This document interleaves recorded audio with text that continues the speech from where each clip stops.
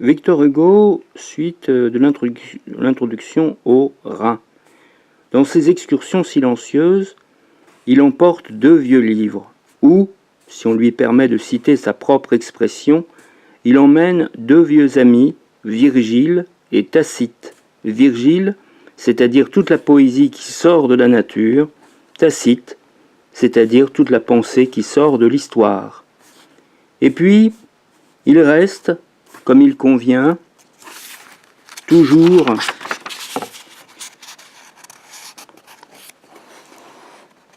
et partout retranché dans le silence et le demi-jour qui favorisent l'observation.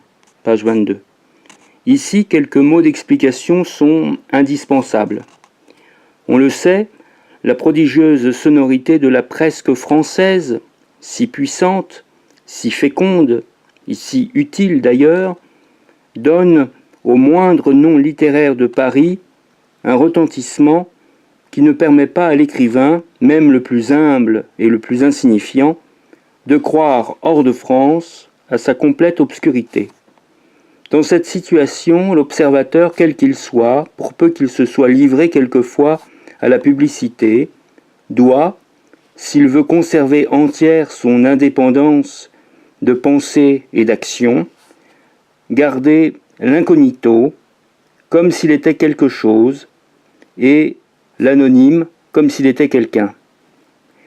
Ces précautions qui assurent aux voyageurs le bénéfice de l'ombre, l'auteur les a prises durant son excursion au bord du Rhin, bien qu'elles fussent à coup sûr surabondantes pour lui et qu'il lui parut presque ridicule de les prendre.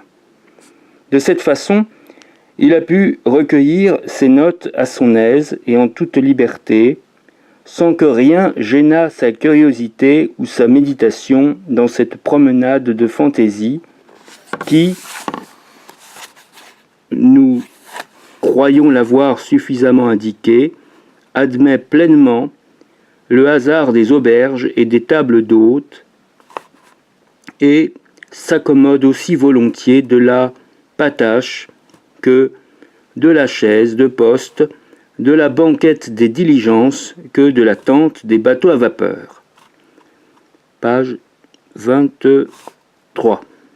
Quant à l'Allemagne, qui est à ses yeux la collaboratrice naturelle de la France, il croit, dans les considérations qui terminent le second de ces 2 volumes, l'avoir appréciée justement et l'avoir vue telle qu'elle est. Qu'aucun lecteur ne s'arrête à 2 ou 3 mots semés çà et là dans ses lettres et maintenus par scrupule de sincérité, l'auteur proteste énergiquement contre toute intention d'ironie. L'Allemagne, il ne le cache pas, est une des terres qu'il aime et une des nations qu'il admire. Il a presque un sentiment filial pour cette noble et sainte patrie de tous les penseurs. S'il n'était pas français, il voudrait être allemand. L'auteur ne croit pas devoir achever cette note préliminaire sans entretenir les lecteurs d'un dernier scrupule qui lui est survenu. Au moment où l'impression de ce livre se terminait, il s'est aperçu que des événements tout récents, et qui à l'instant même où nous sommes occupent encore Paris, semblaient donner la valeur d'une application directe à 2 lignes de la page 618 du second volume. Page 24. Or, l'auteur ayant toujours eu plutôt pour but de calmer que d'irriter, il se demanda s'il n'effacerait pas ces 2 lignes. Après réflexion, il s'est décidé à les maintenir. Il suffit d'examiner la date où ces lignes ont été écrites pour reconnaître que s'il y avait à cette époque-là quelque chose dans l'esprit de l'auteur, c'était peut-être une prévision, ce n'était pas, à coup sûr, et ce ne pouvait être une application. Si l'on se reporte aux faits généraux de notre temps, on verra que cette prévision a pu en résulter, même dans la forme précise que le hasard lui a donnée.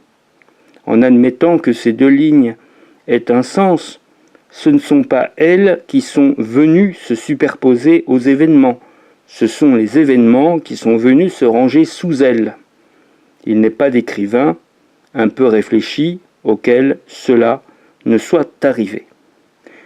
Quelquefois, à force d'étudier le présent, on rencontre quelque chose qui ressemble à l'avenir.